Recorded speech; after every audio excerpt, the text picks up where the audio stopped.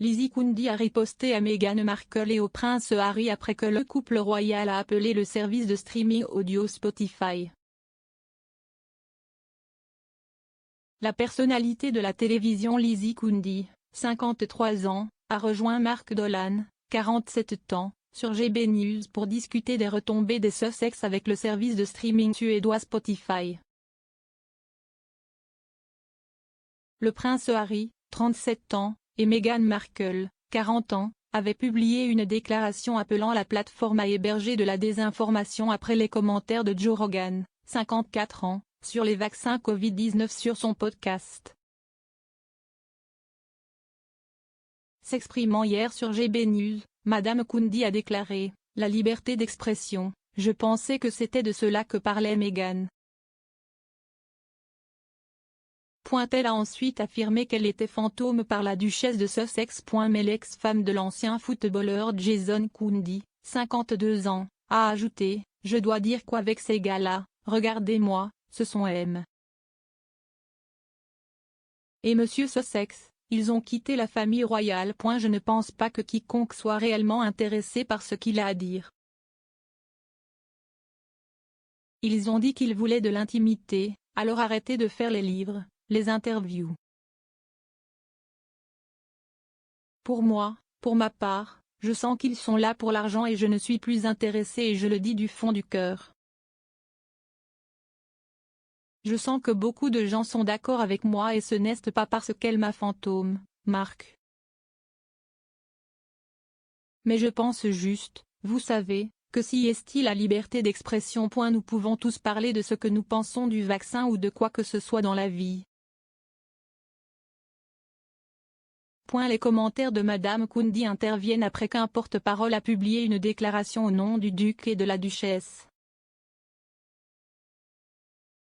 Le porte-parole d'Archewell a déclaré « Depuis la création d'Archewell, nous avons travaillé pour faire face à la crise mondiale de la désinformation en temps réel. Des centaines de millions de personnes sont touchées chaque jour par les graves dommages causés par la mésinformation et la désinformation rampante. En avril dernier, nos cofondateurs ont commencé à exprimer leurs inquiétudes à nos partenaires de Spotify concernant les conséquences bien trop réelles de la désinformation sur le Covid-19 sur sa plateforme.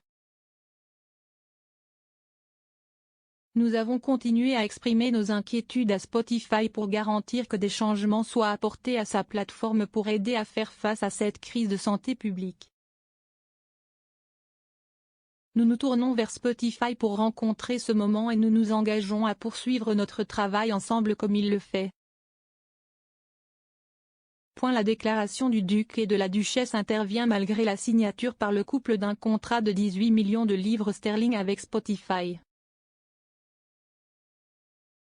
Le directeur général de Spotify, Daniel Hickey, 38 ans, a depuis publié une déclaration.